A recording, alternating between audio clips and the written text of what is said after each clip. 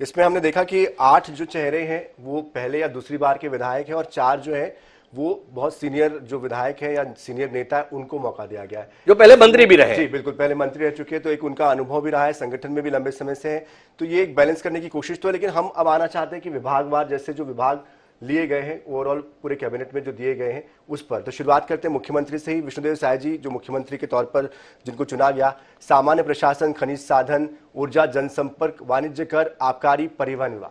देखिए, कुछ साहसपूर्ण फैसला कहूंगा मैं इस विभाग वितरण में। सामान्य प्रशासन तो हमेशा ही मुख्यमंत्री के पास रखने की परंपरा रही है। इसलिए रही है कि जो प्रशासनिक सेवा के अधिकारी है, भारतीय प्रशासनिक सेवा के खासतौर पर, उनके संदर्भ में पदस्थापना का काम मुख्यमंत्री के स्तर पर ही देखा जाता है, चाहे वो आईएएस हो चाहे आईपीएस हो। तो जीएडी मुख्यमंत्री के अधिकार क्षेत्र का ही विषय माना जाता है, क्योंकि सरकार उसी के द्वारा संचालित होती है। जनसंपर्क, पब्लिक रिलेशन एक महत्वपूर्ण महकमा है, और जनसंपर्क का आशय क्या है?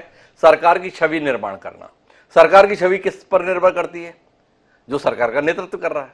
नेतृत्व कौन करता है? मुख्यमंत्री करता है। तो विष्णुदेव साय जी ने अगर जनसंपर्क को अपने पास रखा है तो इसीलिए रखा है कि कोई इसके संदर्भ में भ्रम की स्थिति ना बने। अगर किसी मंत्री विशेष के पास ये विभाग चला जाएगा तो मुख्यमंत्री कहीं ना कहीं पीछे रह जाएगा, सरकार कहीं ना कहीं पीछे रह जाएगी, या द्वंद्व रहेगा, मंत्री जी को देखें या मुख्यमंत्री जी को देखें।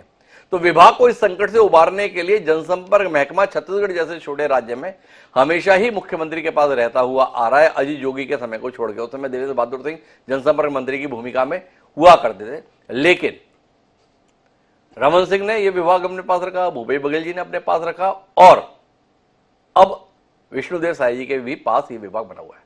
पर दो साहसिक फैसले लिए हैं।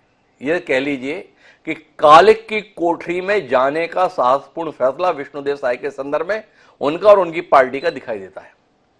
आबकारी मतलब शराब और ट्रांसपोर्ट यानी परिवहन, ये दो महकमे ऐसे हैं जो हमेशा निशाने पर रहते हैं, संदेह के दायरे में रहते हैं, जिसकी भ्रष्टाचार की खबरें, वसूली की खबरें, अवैध उगाही की खबरें हमेशा सुर्खियां बनती हैं।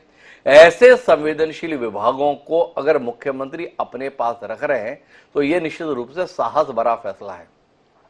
तो काजल की कोठरी में जाने का फैसला विष्णुदेव साय जी ने किया है, सफेद कपड़े पहन के। वह वहां से बेदाग निकले, इसके संदर्भ में हम केवल शुभकामनाएं दे सकते हैं।